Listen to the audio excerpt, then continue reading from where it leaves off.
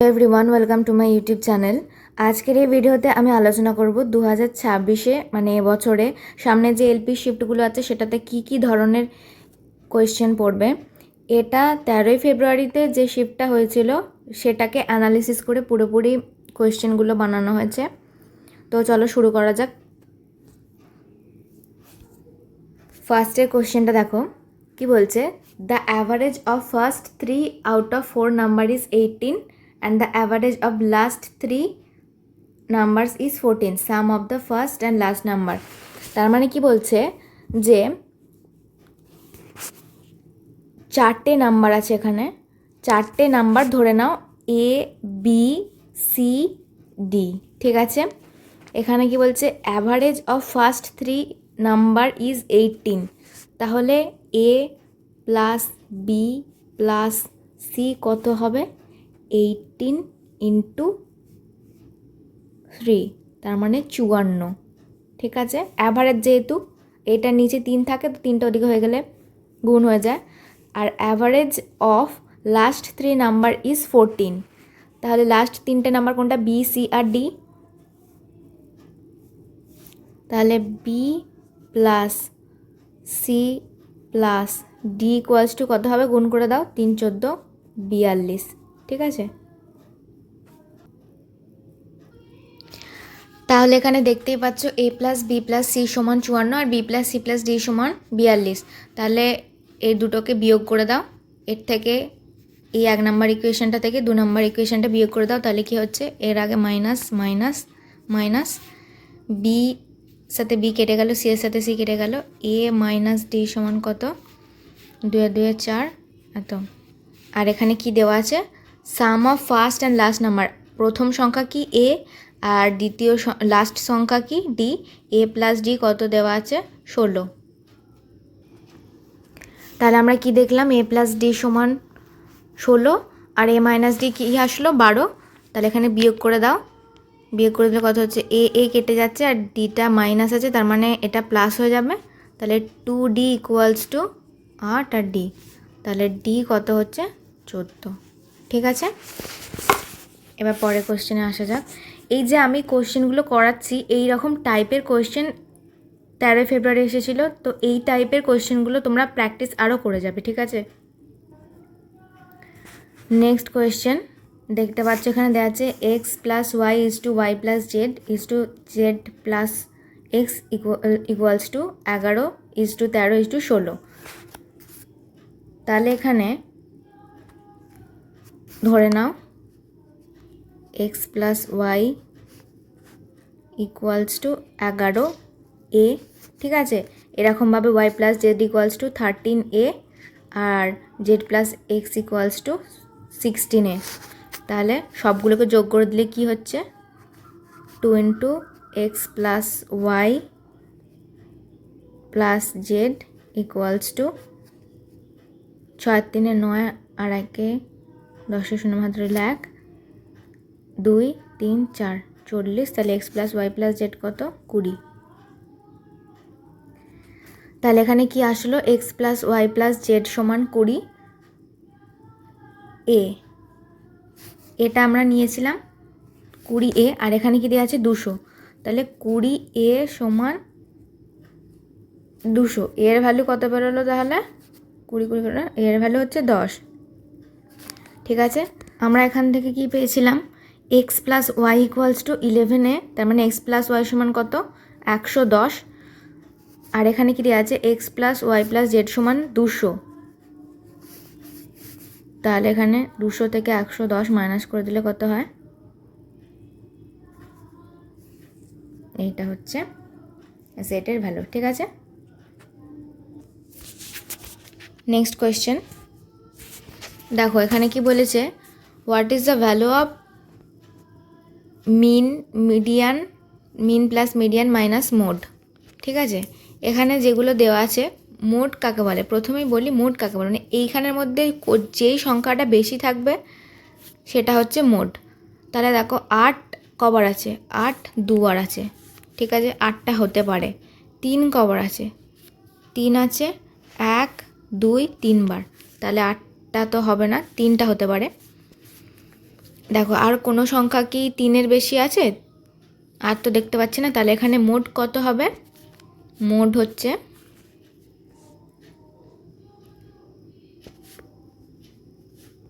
3।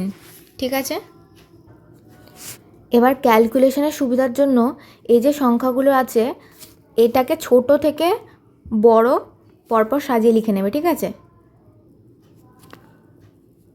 তো দেখো এখানে ছোট থেকে বড় লিখছি 2, সব থেকে ছোট 2, তারপরে কি আছে 3 3 3, তারপর এখানে কি আছে 5 6 7 আর 8টা দুবার আছে। একবার মিলিয়ে চেক করে নিই যে সবগুলো লিখেছি কিনা। এখানে কত সংখ্যা আছে? 1 2 3 4 5 6 7 8 9। এখানে কটা? 1 2 3 4 5 6 7 8 9। ঠিক আছে, 9, তো 9টা সংখ্যা আছে। তাহলে 5 নম্বর মিডিলে যে সংখ্যাটা হবে সেটা হবে মিডিয়ান। তো আমরা এখানে মিডিয়ান পেয়ে গেলাম 5। এবার মিন কি করে বার করতে হয় দেখো, এই যে পুরো সংখ্যাগুলো আছে 2 + 3 + 3 + 5 + 6 + 7 + 8 + 8, এই গোটা সংখ্যাটাকে যোগ করে কটা সংখ্যা আছে? 9।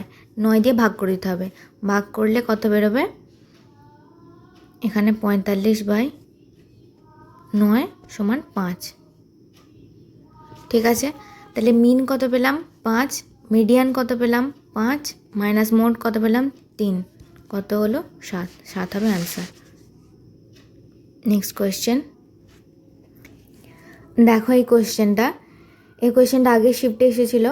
এটা একটু লেন্দি, কিন্তু ভালো করে করলে করতে পারবে। ভালো করে দেখো, এখানে ক্লাস কি দেওয়া আছে? 0 থেকে 10, 10 থেকে 20, 20 থেকে 30, 30 থেকে 40, আর ফ্রিকোয়েন্সি দিয়ে দেওয়া আছে। মোড বার করতে বলেছে, গোটা টেবিলটার মোড বার করতে বলেছে। তো এখানে দেখো মোড, আগের কোশ্চেনে বললাম যেটা বেশি থাকবে সেটাকে বলা হয় মোড। তো এইখানের মধ্যে মোড বার করার, এই টেবিলের মোড বার করার সূত্রটা ভালো করে দেখে নাও। লিখছি L + F1 - F0 divided by 2F1 - F0 - F2, এটা সবটা নিচে আছে, ইন্টু H। ঠিক আছে, এখানে দেখো ফার্স্টে এলটা কি বুঝতে হবে। এখানে ফ্রিকোয়েন্সি কোনটার বেশি আছে? 30 বুঝতে পারছি এটা বেশি আছে। তো এল হলো এইটা যে ক্লাসের অন্তর্গত তার লোয়ার লিমিটটা, তার মানে 20, প্লাস এখানে দেখো F1 F2 আর F0 কোনটা? F1 হচ্ছে যেটা মোড, সেটা এখানে F1, যেমন এখানে হচ্ছে 30, F0 হচ্ছে 25, আর F2 হচ্ছে 20। তাহলে ভ্যালুগুলো এখানে বসিয়ে দাও। 30 মাইনাস 25, আর এখানে 2F1 ছিল, তো 60 মাইনাস 25 মাইনাস 20, আর ওখানে 8 ছিল। H মানে হচ্ছে যে ডিফারেন্সটা 0 থেকে 10, ডিফারেন্স কত? 10, তো এখানে ইন্টু 10। তো ক্যালকুলেশন করলে কত হচ্ছে দেখো, 20 + 50 ডিভাইডেড বাই 15, তো এখানে কত হচ্ছে? 23.33। ওকে, দেখো নেক্সট কোয়েশ্চেন। ইন ত্রিভুজ ABC, তা একটা ত্রিভুজ আঁকো ABC, DE is parallel to the base BC। তার মানে একটা সমান্তরাল লাইন আঁকতে বলছে DE, যেটা BC ভূমির প্যারালালে আছে। কি বলছে? AD is to DB equals to 1:2। তাহলে এটা 1 হলে এটা হবে 2। Find the ratio of the area of ADE and the area of ABC। এরিয়ার রেশিও বার করতে গেলে বাহুর, সেই ত্রিভুজের যে বাহুগুলো আছে সেই বাহুর দৈর্ঘ্যের স্কোয়ার হয়ে যায়। ঠিক আছে, তাহলে এখানে ADE ত্রিভুজের বাহুর দৈর্ঘ্য AD 1 স্কোয়ার, আর ABC ত্রিভুজের বাহুর দৈর্ঘ্য AB সমান কত হবে? 1 + 2 3, 3 স্কোয়ার হয়ে যাবে। ঠিক আছে, 1:9। কোয়েশ্চেনটা দেখো, বলছে by how much 50% of 60 is greater than 30% of 40, তার মানে 60-এর 50% 40-এর 30%-এর থেকে কত বেশি বড়। তো প্রথমে বার করে নেওয়া যাক 50% অফ 60 কত, 0 0 0 0 কেটে গেল 30, আর 30% অফ 40 কত, 12, কত বেশি বিয়োগ করে দিলেই হবে, অ্যান্সার হচ্ছে 18। ঠিক আছে, এখানে যদি বলতো পার্সেন্টেজে যে কত পার্সেন্টেজ বেশি, তাহলে যেটা এসেছে 18 এসেছে, তো এত পার্সেন্ট বেশি, এরকম করে করতে হতো। ঠিক আছে, next question, if sin A equals to cos 5a then tan 2a সমান কত। তাহলে দেখো আমরা জানি যে সাইন 90 ডিগ্রি মাইনাস থিটা সমান কস থিটা। ঠিক আছে, বা কস 90 ডিগ্রি মাইনাস থিটা সমান সাইন থিটা। তো এখানে সাইনটাকে আমরা কিভাবে লিখতে পারি,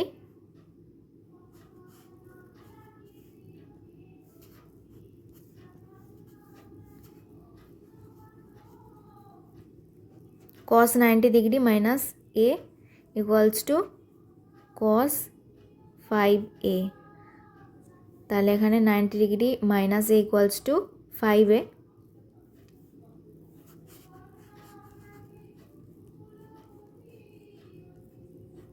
তাহলে 6a সমান 90, a সমান 15, তাহলে tan 2a সমান কত, 2 × 15 সমান tan 30 ডিগ্রি মান কত, 1/√3। ঠিক আছে, এখানে কি বলেছে, মিন প্রপোর্শন বার করতে বলেছে a মাইনাস বি আর a cube minus a square B এর। ঠিক আছে, কোনো দুটো সংখ্যার মিন প্রপোর্শন কী হবে, রুট ওভার অফ, যদি সংখ্যা দুটো এক্স আর ওয়াই হয় তাহলে root over of X into Y. কী আছে এখানে, কী কী সংখ্যাগুলো আছে আগে দেখে নাও, root over of a minus B into a cube minus a square B. তো a স্কোয়ার বিকে আমরা কীভাবে লিখতে পারি,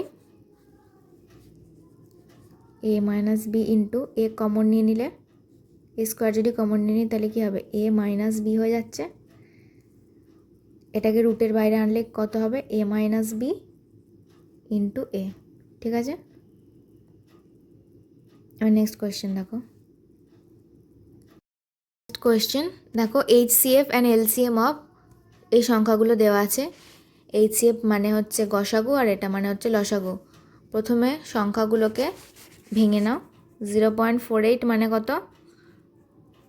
একবারে ডাইরেক্ট লিখে দিচ্ছি, 48/100, আর 1.20 120/100, আর 168.68/100। তাহলে HCF কী হবে, HCF হবে এর উপরেরগুলোর HCF মানে গসাগু ডিভাইডেড বাই নিচেরগুলোর লসাগু। তো এটার উপরেরগুলোর 48, 100 করে 168 গসাগু কী হবে, 24 হবে, আর নিচেরগুলোর লসাগু কত হবে, 100। তো এটার HCF বেরিয়ে গেল। একইভাবে LCM কী হবে, উপরেরগুলোর LCM ডিভাইডেড বাই নিচের HCF। উপরের LCM করলে কত পাবে, করে দেখবে এইটা হবে, আর HCF করলে কত হবে, 100। তো অ্যান্সার হবে 16.8, আর এটার অ্যান্সার কী হয়েছিল, HCF 0.24। ঠিক আছে, নেক্সট কোয়েশ্চেন, এখানে কি বলছে, সাইন 4a দিয়ে দেওয়া আছে 4/5 বার করতে বলেছে, 1 + tan a divided by 1 + cot a। এটা করার ইজি উপায় হচ্ছে, প্রথমে একটা ত্রিভুজ বানিয়ে নেবে, সমকোণী ত্রিভুজ। এখানে সাইন 4/5 মানে এটা 4, উপরেরটা 4, নিচেরটা 5, এটা ধরে নিতে হবে। তার এটা কত হবে 3 লম্ব বাই অতিভুজ তো সাইনে, আর ট্যানে তাহলে কত, ট্যানের ভ্যালু হচ্ছে 4/3, তাহলে কটে কত হবে, কটের ভ্যালু হবে 3/4। তাহলে এই ভ্যালুগুলো বসিয়ে দাও ইকুয়েশনে। 1 + 4/3 ডিভাইডেড বাই 1 + 3/4 করো, দেখো কত হচ্ছে। দেখবে ক্যালকুলেশন করলে উত্তর আসছে 4/3। ঠিক আছে, এবার নেক্সট কোয়েশ্চেনে আসা যাক। দেখো, which is the 4th literate state in India, এই কোয়েশ্চেনটা এসেছিলো, তো আমি ভাবলাম এটা দিয়ে দিই। হিমাচল প্রদেশ হবে অ্যান্সারটা। এর সাথে সাথে উল্লাস, ULLAS, এটার ফুল ফর্মটা মুখস্থ করে নেবে। Understanding life long learning all in society. ঠিক আছে, নেক্সট কোয়েশ্চেন বলছে in a sound wave rarefaction are regions where the density, মানে বলছে যে রেয়ারফ্যাকশন কোথায় হয়, যখন উত্তরটা হবে যখন প্রেশারও লো থাকে আর ডেন্সিটিও লো থাকে। ঠিক আছে, এখানে অপশানগুলো ঠিকঠাক করে দেওয়া নেই, তো প্রেশারও লো থাকে আর ডেন্সিটিও যখন লো থাকে। ঠিক আছে, আর কম্প্রেশনের ক্ষেত্রে এটা তো হলো রেয়ারফ্যাকশন, আর কম্প্রেশনের ক্ষেত্রে হবে সাউন্ড ওয়েভের ক্ষেত্রে ডেন্সিটিটাও হাই হবে আর প্রেশারটাও হাই হবে। ঠিক আছে, পরের কোশ্চেনে আসা যাক। Dash are homogeneous mixture of 2 or more components, তো এখানে অ্যান্সারটা কী হবে দেখো, এখানে হবে সলিউশনস। তো হোমোজিনিয়াস মিক্সচার আর আরেকটা হয় হেটারোজিনিয়াস মিক্সচার। এখানে হোমোজিনিয়াস মিক্সচারে ইউনিফর্ম থাকে, সমস্ত কম্পোনেন্টগুলো ইউনিফর্মলি মিক্সড হয়ে যায়। হেটারোজিনিয়াসের ক্ষেত্রে মিক্সড হয় না, আর সেখানে একটা বর্ডার লাইন দেখতে পাওয়া যায়। ঠিক আছে, আর টিন্ডাল এফেক্ট কিন্তু হোমোজিনিয়াসের ক্ষেত্রে দেখতে পাওয়া যায় না, হেটারোজিনিয়াসের ক্ষেত্রে দেখতে পাওয়া যায়। বুঝলে? কোয়েশ্চেনটা দেখো এবার, which of the following is not a connective tissue, মানে এখানের মধ্যে কোনটা কানেকটিভ টিস্যু নয়। অপশানগুলো দেখো, কার্টিলেজ নাকি মাস্কিউলার অ্যাডিপোজ নাকি লিগামেন্ট। তো এখানে অপশান কী হবে, মাস্কিউলার টিস্যু, কারণ বাকিগুলো সমস্তই কানেকটিভ টিস্যুর মধ্যে পড়ছে। ব্লাড, প্লাজমা এগুলো কিন্তু ফ্লুইড কানেকটিভ টিস্যুর মধ্যে পড়ছে, আর টেন্ডন, লিগামেন্ট এগুলো অ্যারিওলার কানেকটিভ টিস্যুর মধ্যে। আর স্কেলিটাল কানেকটিভ টিস্যুর মধ্যে বোন, কার্টিলেজ এগুলো সমস্ত কিছু স্কেলিটালের মধ্যে পড়ে যায়। ঠিক আছে, আর যেটা মাস্কিউলার টিস্যু আছে, মাস্কিউলার টিস্যু 3 প্রকারের হয়, স্কেলিটাল হয়, স্মুথ মাসেল হয়, আর কার্ডিয়াক মাসেল। কার্ডিয়াক মাসেল আর স্মুথ মাসেল ইনভলিউন্টারি হয়, মানে আমরা ইচ্ছা মতো এগুলোকে ইউজ করতে পারি না। এটা কোথায় কোথায় থাকে, কার্ডিয়াক কথাটা শুনে বুঝতে পারছো, আমাদের হৃৎপিণ্ডের যে মাসেল থাকে সেটা কার্ডিয়াক মাসেল। আর স্মুথ মাসেলের মধ্যে যেটা হচ্ছে, যেটা দুটোই ইচ্ছাকৃত আমরা মুভ করতে পারি না, তাই জন্য এটাকে ইনভলিউন্টারি বলা হয়। আর এটাতে একটা করে নিউক্লিয়াস থাকে এই মাসেলগুলোতে। যেমন হচ্ছে স্মুথ মাসেলের মধ্যে পড়ছে আইরিস, ইউরিনারি, ইউটেরাস। আইরিস মানে চোখের ভেতরে যে মাসেলটা আছে, আমরা কি চোখে হঠাৎ করে আলো পড়লে যে বন্ধ হয়ে যায়, এটা কি আমরা নিজে থেকে করি, এটা অটোমেটিক্যালি হয়ে যায়, তো এটা স্মুথ মাসেলের মধ্যে পড়ছে। আর স্কেলিটাল মাসেল যেমন আমাদের বাইসেপস, যে সেটাকে আমরা ইচ্ছা মতো ইউজ করতে পারি, এটাকে বলা ভলিউন্টারি। ঠিক আছে, টিস্যুটা একটু ভালো করে দেখে নেবে। নেক্সট কোয়েশ্চেন দেখো, কনকেভ মিররের ক্ষেত্রে দিয়েছে, অবতল দর্পণের ক্ষেত্রে দিয়েছে, এখানে বস্তুর পজিশন দিয়ে দিয়েছে আর ইমেজের পজিশন দিয়ে দিয়েছে, কোনটা কোথায় হবে সেটার সাথে ম্যাচ করে বলতে হবে। বিয়ন্ড সি হলে কি হয়, এটা হবে between focus and C. At C হলে অ্যাট সি হয়ে যাবে, বিটুইন সি অ্যান্ড এফ হলে বিয়ন্ড হয়ে যাবে, আর এটা এফ হলে ইনফিনিটি হবে। মানে যত দূরে থাকবে ফোকাস থেকে, যত দূরে থাকবে ইমেজ তত কাছে এসে তৈরি হবে, আর যত কাছে আসবে তত তো দূরে ইমেজ তৈরি হবে। বুঝেছো? কনকেভ মিরর আর কনভেক্স মিররের ক্ষেত্রে যেগুলো হয় ইমেজ গঠনগুলো, এগুলো ভালো করে মুখস্থ করে নেবে, এটা পরীক্ষায় আসার সম্ভাবনা খুবই বেশি আছে। নেক্সট কোয়েশ্চেন দেখো, কোয়েশ্চেনটা পড়ে নিয়েছো? তো এখানে দেখো কি বলছে, যে দুটো ট্রেন সেম ডিরেকশনে, একটা 40 কিলোমিটার/আওয়ারে যাচ্ছে আর একটা 22 কিলোমিটার/আওয়ারে যাচ্ছে, আর একটা অপরকে পাস করেছে 1 মিনিটে। একটা ট্রেনের লেন্থ যদি 125 মিটার হয়, তাহলে আর একটা ট্রেনের লেন্থ কত হবে? তো প্রথমেই দেখো যে দুটো ট্রেন একই দিকে যাচ্ছে, ঠিক আছে। একটা ট্রেন, যেটা ট্রেনের স্পিড বেশি আছে সেটাই, যেটা স্পিড কম আছে সেটাকে পেরিয়ে চলে যাচ্ছে। তো এখানে রিলেটিভ স্পিড কত হবে? 40 মাইনাস 22 কিমি/আওয়ার। যদি বলতো যে এখানে দুটো ট্রেন সেম ডিরেকশনে নয়, অপোজিট ডিরেকশনে যাচ্ছে, তখন সেই ক্ষেত্রে এটা কিন্তু প্লাস হয়ে যেত, ঠিক আছে। তো এই ক্ষেত্রে কত হবে রিলেটিভ স্পিডটা? 8 আর 2 এর 18 কিলোমিটার/আওয়ার। এটাকে মিটার/সেকেন্ডে নিয়ে গেলে কি করতে হয়? 5/18 দিয়ে গুণ করতে হয়। তাহলে দুটোর রিলেটিভ স্পিড কত হচ্ছে? 5/18, শুধুমাত্র 5 মিটার/সেকেন্ড। আর কি বলছে, যেটা 1 মিনিটে পাস করেছে। তো 1 মিনিট সমান 60 সেকেন্ড। তাহলে 60 সেকেন্ডে কতখানি দূরত্ব গেছে? 300 মিটার দূরত্ব গেছে। তো ওই ট্রেনটা ফার্স্টে নিজের লেন্থটাও কভার করেছে, প্লাস ওই ট্রেনের লেন্থটাও কভার করেছে। সুতরাং টোটাল দূরত্ব গেছে 300। এখানে 125 একটা ট্রেনের লেন্থ বলেই দেওয়া আছে। তাহলে বাকি ট্রেনের ওই যে আদার যে ট্রেনটা আছে তার লেন্থটা কত হবে? 5, এটা বিয়োগ করে দিলেই বেরিয়ে যাবে। 3 7 দিতে তো 175, ঠিক আছে।